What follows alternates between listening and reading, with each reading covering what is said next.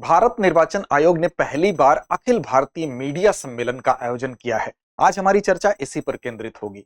इस मीडिया सम्मेलन का उद्देश्य क्या है? तो दरअसल ये मीडिया सम्मेलन जो आयोजित किया गया है वो भारत निर्वाचन आयोग के द्वारा किया गया है। तो इसका उद्देश्य यही है कि मीडिया को चुनावी प्रक्रिया के बारे में, चुनावी प्रक्रिया की पारदर्शिता के बारे में और जो भी तकनीकी नवाचार हैं उसके बारे में अवगत करा के लोकतंत्र को और अधिक मजबूत बनाया जाए, यही इसका उद्देश्य है। तो आइए इस विषय पर जानते हैं थोड़ा विस्तार से। पहला अखिल भारतीय मीडिया सम्मेलन है, इसलिए आपके एग्जाम के लिए भी महत्वपूर्ण है। लेकिन आगे बढ़ेंगे उससे पहले आपके लिए एक और महत्वपूर्ण सूचना यह है कि हम आपके लिए दृष्टि आईएएस की तरफ से द न्यू सेशन सेल के अंतर्गत आपको 18 से 22 जुलाई तक मिल रही है हमारे यूपीपीसीएस के सभी ऑनलाइन कोर्सेज पर 50% तक की छूट। फिर वो चाहे आपका फाउंडेशन कोर्स हो जिसमें कॉन्सेप्ट फ्रॉम बेसिक्स की आपकी पढ़ाई होती है, प्रीलिम्स, टारगेटेड प्रीलिम्स को ध्यान में रखते हुए जो कोर्स है वो भी, उसका भी लाभ आप उठा सकते हैं। और आरओ एआरओ को विशेष तैयारी करने के लिए, उसकी विशेष तैयारी करने के लिए भी इन सारे कोर्सेज पर आपको 50% तक की छूट मिल रही है 18 से 22 जुलाई तक। इस छूट को प्राप्त करने के लिए डिस्क्रिप्शन में आपको लिंक तो मिलेगी ही, साथ साथ दृष्टि लर्निंग ऐप को डाउनलोड कर लीजिए। वहां से भी आप चाहें तो जिस भी कोर्स पर आप चाहते हैं छूट का लाभ लेना वो ले सकते हैं।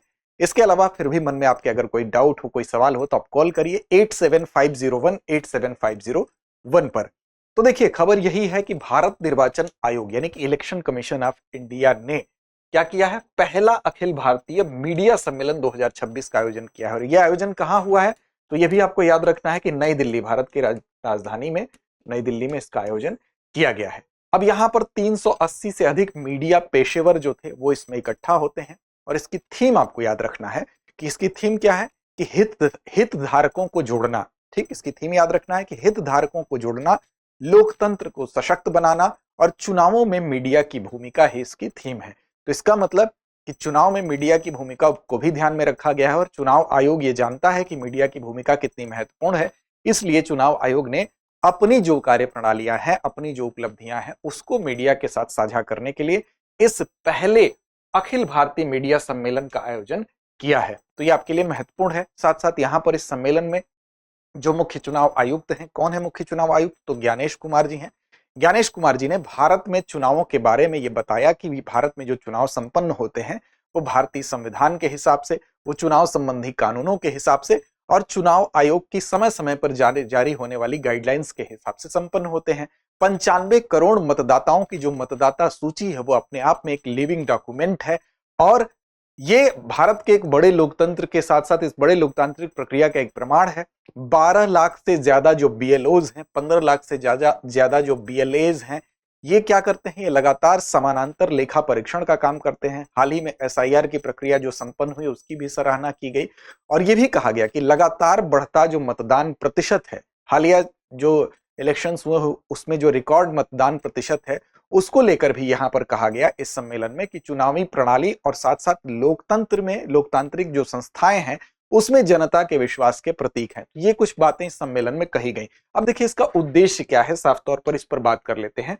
यहाँ पर पहले तो एक थीम याद रख लीजिएगा कि हितधारकों को जोड़ना, लोकतंत्र को सशक्त बनाना और चुनावों में मीडिया की भूमिका इसकी थीम है। ठीक, अब यहां पर इसका उद्देश्य क्या है, उद्देश्य यही है कि चुनाव संबंधी जो संवैधानिक प्रावधान है उन प्रावधानों को भी बताया जाए, मीडिया तक पहुंचाया जाए। जैसे जन प्रतिनिधित्व अधिनियम 1950, जन प्रतिनिधित्व अधिनियम 1951, चुनावों में पारदर्शिता कैसे सुनिश्चित की जाए इसके उपायों को, साथ साथ जो election commission of India net, ECI net जो डिजिटल प्लेटफॉर्म है उसके बारे में, चुनाव प्रबंधन में, चुनाव के मैनेजमेंट में कैसे प्रौद्योगिकी का इस्तेमाल होता है उसके बारे में, साथ साथ जो पत्रकार हमारे हैं, जो जर्नलिस्ट हमारे हैं, उनको एक व्यवहारिक प्रदर्शन करके इन चीजों का कि मतदान प्रक्रिया कैसे होती है, साथ साथ जो मतगणना कैसे होती है, चुनावों में प्रयुक्त जो स्टैच्यूरी जो फॉर्म्स होते हैं यानी कि वैधानिक जो प्रपत्र होते हैं, इन सारी चीजों को एक व्यवहारिक प्रदर्शन के माध्यम से यहाँ पर समझाया गया। तो मीडिया को संवैधानिक प्रावधान, जनप्रतिनिधित्व अधिनियम 1950-51, जो चुनावी पारदर्शिता है, तकनीकी की जानकारी है, सब कुछ दी गई और ये बताया गया कि कैसे मीडिया की भी जिम्मेदारी बनती है कि ये जो लोकतंत्र का महापर्व होता है या जो भी चुनाव संपन्न होते हैं उसमें उसका भी अहम रोल है। तो पत्रकारों को मतदाता सूची, मतदान, मतगणना और वैधानिक प्रपत्रों का व्यवहारिक प्रदर्शन यहां पर करके बताया गया। अब सवाल उठता है कि इलेक्शन कमीशन ऑफ इंडिया यानी कि भारत का जो निर्वाचन आयोग है उसके द्वारा इसका आयोजन किया गया। तो आप जानते हैं कि भारत का जो निर्वाचन आयोग है वो क्या है, तो वो एक संवैधानिक निकाय है। ठीक है। और अनुच्छेद 324 के तहत इसको क्या प्राप्त होती हैं, इसको शक्तियां प्राप्त होती हैं, इसको हम कह सकते हैं कि इसकी जिम्मेदारी तय होती है और इसको शक्तियां प्राप्त होती हैं। और साथ साथ इन स्वतंत्र शक्तियों के साथ भारत में एक स्वतंत्र निकाय के तौर पर ये काम करता है। इसका काम क्या होता है, तो भारत में जो निष्पक्ष और पारदर्शी चुनाव होते हैं उसको सुनिश्चित करने की जिम्मेदारी इसको होती है। साथ साथ इसको अगर आप देखेंगे तो संसद, इसके अलावा राज्य विधानसभा, ठीक, राज्य विधानसभाओं और साथ साथ राष्ट्रपति और साथ साथ उपराष्ट्रपति, ठीक, इनके चुनावों को संपन्न करना इसकी जिम्मेदारी होती है। तो यह भी आपको याद रखना है कि संसद, राज्य विधानसभाओं, इसके अलावा राष्ट्रपति और उपराष्ट्रपति के चुनावों को संपन्न करना इसकी जिम्मेदारी होती है। चुनावों को अगर देखें, इसकी स्थापना कब हुई थी, तो यह भी याद रखिएगा कि 25 जनवरी 1950 को, 25 जनवरी 1950 को क्या हुआ था, इसकी स्थापना की गई थी। ठीक, शुरुआत जब हुई थी तो वो ये एक सदस्यीय निकाय के तौर पर काम करता था, लेकिन 1993 में, 1993 में क्या हुआ, ये बन गया आपका बहुसदस्यीय निकाय, यानी कि इसमें एक मुख्य चुनाव आयुक्त और 2 चुनाव आयुक्त होते हैं। ठीक है, शुरू में अगर आप देखेंगे प्रारंभ में तो एक सदस्यीय निकाय ही था, फिर ये 1993 में जो है मुख्य चुनाव आयुक्त के अलावा 2 चुनाव आयुक्त और होते हैं। और इस तरह से अनुच्छेद 324(2) ये भी याद रख लीजिएगा कि अनुच्छेद 324(2) के तहत जो मुख्य चुनाव आयुक्त होते हैं उनको राष्ट्रपति के द्वारा क्या किया जाता है, राष्ट्रपति के द्वारा उनकी नियुक्ति की जाती है। और इसका स्थायी सचिवालय कहां है, तो इसका स्थायी सचिवालय नई दिल्ली में निर्वाचन सदन है इसका स्थायी सचिवालय। तो ये कुछ प्रमुख चीजें याद रखिएगा, थीम जरूर याद रखिएगा। हितधारकों को जोड़ना, लोकतंत्र को सशक्त बनाना और चुनाव में मीडिया की भूमिका, ये इसकी थीम थी। तो कुल मिला के भारत निर्वाचन आयोग ने पहली बार अखिल भारतीय मीडिया सम्मेलन आयोजित किया है, जिसकी थीम पीछे आपको बताई गई है।